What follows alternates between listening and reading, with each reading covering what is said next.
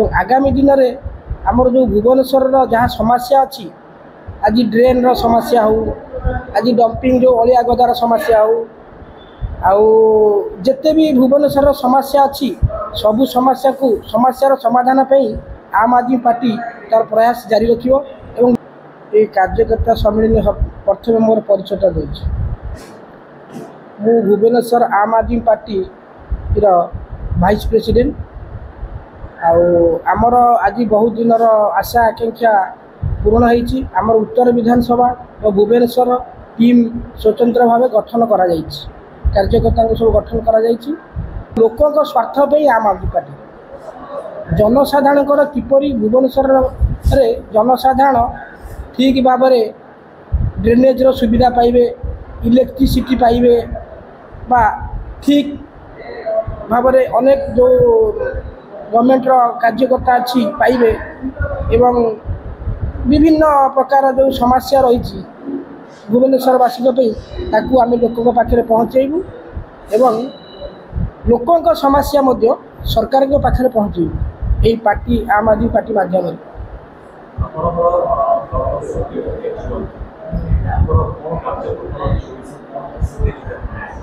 आगामी दिन में से ओडिशार संगठन को मजबूत करने कि सी आमको वार्ता देते एवं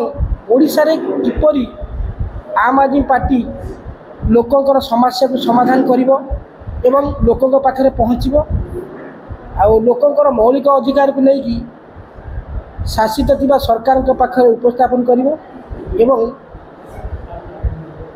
तांकर जहाँ चिंताधारा जे आगामी दिन में ओडिशा रे जेमती दिल्ली रे आम 200 यूनिट बिजुली फ्री दौलू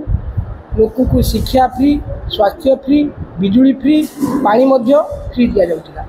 लोकंर सबू समस्या को समाधान करने कि दिल्ली मॉडलटा ओडिशा रे करने कि से आमको प्रेरणा देती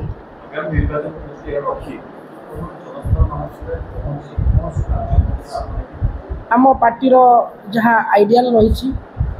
लोकंर भल स्वास्थ्य केमिति भल हॉस्पिटल एरिया रे हबो एवं भल स्कूल हबो जो पिला पाठ पढ़ी कि आगामी दिन में तार भविष्य को गढ़ एवं भल पीवा पानी पीवाई कि प्रत्येक जगह भुवनेश्वर प्रत्येक जगह भल पानी सुविधा कर दिज्व एवं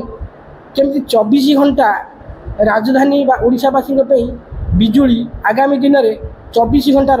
जेहेतु ओडिशा रे बिजुली उत्पादन आमर करा जाउछि ओडिशा राज्य अन्य राज्य को बिजुली बिकुची तथापि एठी लाइन रो बहुत समस्या होची 2 घंटा 3 घंटा 4 घंटा कटि जाउछि बेले बेले एही सबरो समस्या को समाधान करिया पे कि आगामी दिन में पार्टी तार अंतर भिन्न।